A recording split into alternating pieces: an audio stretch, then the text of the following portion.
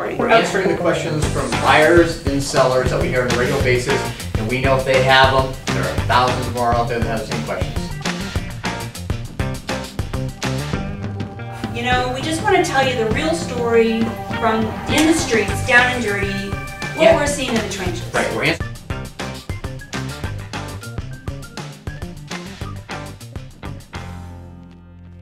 You got 30 seconds. If you can't say it in 30 seconds, it's not worth saying. Hey, Kristen LaVanway here in Phoenix. And Dean Willett with Dean Sells AZ. We're here to answer your Phoenix real estate frequently asked questions. So let's start off with this first one. Can my listing agent charge administration fees to sell my house in addition to charging commission?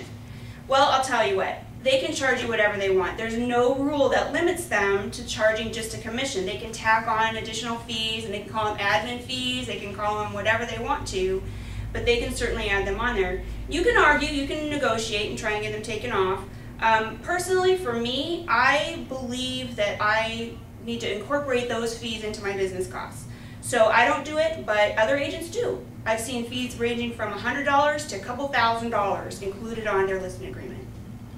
Well, I personally think it's ridiculous in most cases for anyone to be charging extra money. You're already making your commission. That's what that money is for. I think that should cover everything. Now, there is an exception, I think.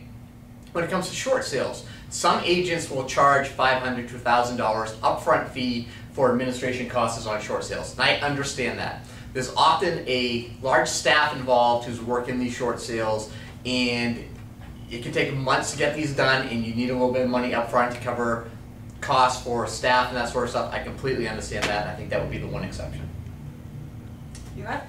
Are open houses a thing of the past, or should I hold one when I sell my house? I think open houses have a great benefit to selling your house if done correctly. The problem is real estate agents who just say, I'm going to hold an open house Saturday. They go to the end of the road, they put up a sign with a balloon on it and say, go look at the open house. That's not really driving in the traffic that you want. Your neighbors are oftentimes your best referral source. So if an agent will print out postcards a week ahead of time saying, I'm doing an open house, go around to your neighbors, pass them out, invite them, and invite them to bring their friends, oftentimes you'll get a good response that could lead to help selling that house. Definitely, an open house is a part of a good marketing strategy. You know, go to the neighbors, get them involved, get more buzz out. But it's got to be part of an overall strategy. You've got to include other forms of marketing, major internet action, postcards, networking, all of those things together will get your house sold.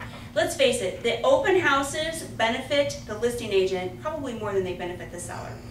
Next question. How can I get more pictures of a house that I saw on the internet? And I think this is a really good question. I get asked it a lot. People will call me on the phone and they'll see a listing that has no pictures or one picture, and of course they want to see more pictures of the house. But here's the thing. If I don't know that person and they've got me running all over town, it's not really the best use of my time as a business person. If it's one of my clients, I'm more than happy to do it. But if it's somebody I don't know, it's a little bit harder to work in. My suggestion would be, if you're seriously looking to buy a home, you need to get into a relationship with a realtor, and then they're more than happy to help you out. So do that first before you start asking for more pictures. And I have no problem working with out-of-state people looking for houses that want more pictures. My biggest complaint with this is obviously the real estate agent is too lazy and only puts up 2 pictures on their $300,000 house. But if you're going to have your agent doing all this work, there needs to be some mutual agreement that we're going to work together, that we're going to listen to each other and help each other out. My problem comes when you have somebody running all around taking pictures, and then either you're going to use a different agent or you're not listening to their advice when you're going to purchase a house. It has to be a mutual agreement, a team effort. Exactly. Good answer. Thanks. Your question. My question. We have an accepted contract to buy a house, but the seller won't turn on the utilities for the inspection. What should we do? Well, you really have a couple options. First of all, in the Arizona contract, it is the seller's responsibility to have the utilities on for the home inspection. You have a few choices. Either you can issue a cure notice to make them turn on the utilities, have your agent talk to the other agent to see if we can get it done verbally. You can turn them on in your own name and proceed with the home inspection, or you can back out of the contract. At that point, they're the ones who are in violation of the contract, so this gives you an escape clause in case you need it.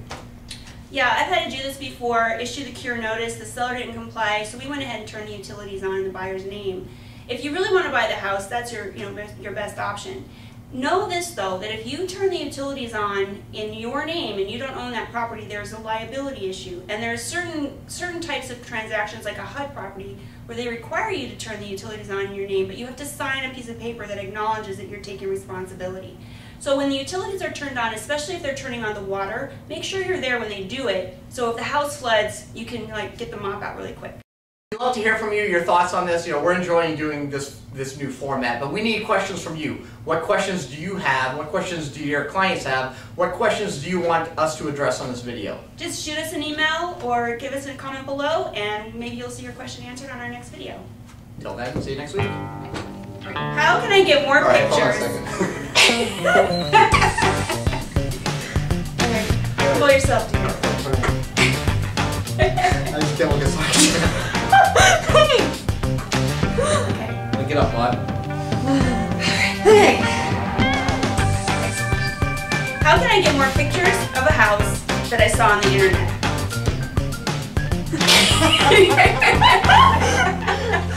What was that? Did you kill it?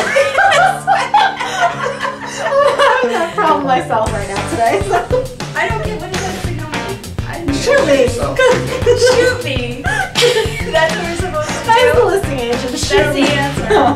Sasha Lopez will be replaced next week. Yes. If anybody out there knows how to operate a camera, And a stopwatch.